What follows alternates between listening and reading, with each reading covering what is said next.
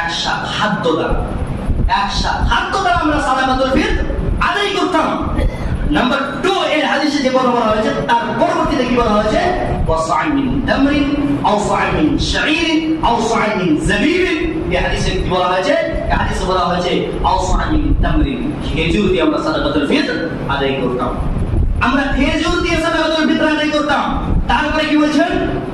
আও সা'আন মিন শাঈরিন, আমরা জব দিয়ে সাদাকাতুল ফিতর আদায় করতাম।